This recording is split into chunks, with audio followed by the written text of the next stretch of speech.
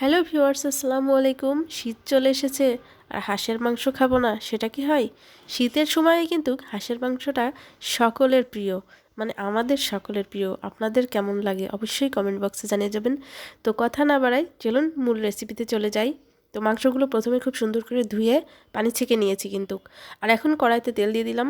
আর তেলটা একটু গরম হয়ে গেলেই 2 টুকরার তেজপাতা ফালি করে দিয়ে দিয়েছি।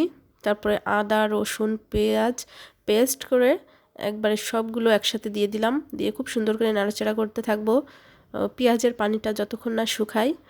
আর এদিকে আমি হলুদ, মরিচের গুঁড়া সব দিয়ে দিচ্ছি। বাই দা বাই, আমার কণ্ঠটা কিন্তু এখনও ভালো হয়নি।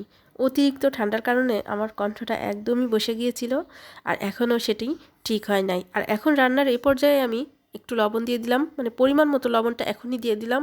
আর পরবর্তীতে যখন নামানোর আগে আর একটু পরিমাণ মতো লবণ দিয়ে দিব। এখন মশলাগুলো খুব সুন্দর করে ভেজে কষিয়ে নিলাম। আর এ পর্যায়ে আমি হাঁসের মাংসটা দিয়ে দিচ্ছি। আর এখন আমি গোটা গরম মশলা দিয়ে দিলাম, জিরা সহ। তো এই সবগুলো দিয়ে আমি কিন্তু এখন খুব ভালো মতো নাড়াচাড়া করে নেব। খুব সুন্দর করে মশলা যেন সকল জায়গায় ছড়িয়ে যায় আর প্রত্যেকটা মাংসের গায়ে যেন লেগে থাকে, ঠিক সেই পরিমাণ অনুযায়ী আমি কিন্তু নেড়ে নিব। এই যে দেখুন, রান্নায় কিন্তু তেল উঠা উঠা অবস্থা হয়ে যাচ্ছে। ঠিক এ পর্যায়ে আমি নারকেলের দুধ করে রেখেছিলাম আগে থেকেই, সেটি অল্প পরিমাণে এখন দিয়ে দিব। অল্প দিলাম। আর এই অল্প পরিমাণ দেওয়ার পরে একটু কাঁচামরিচ দিয়ে দিচ্ছি। দিয়ে এইটি কিন্তু খুব ভালো করে আমি নাড়াচাড়া করে জাল করে নিব। তেলটা একদম উপরে ভাসবে, ঠিক সে পর্যন্ত আমি খুব ভালোভাবে নাড়াচাড়া করে নিচ্ছি কিন্তু। নারকেলের দুধটা করার সময় আমি খুবই কম পানি দিয়ে করেছিলাম, যার কারণে নারকেলের দুধটা একেবারে ঘন হয়ে আছে। আর এর পরবর্তীতে আমি একটু পানি অ্যাড করব, কেননা হাঁসের মাংসেই অতিরিক্ত পানি লাগে, ঠিক গরুর মাংসের মতো। তো পরিমাণ মতো পানি দিয়ে এখন খুব সুন্দর করে ঢাকা দিয়ে রান্না করে নিব।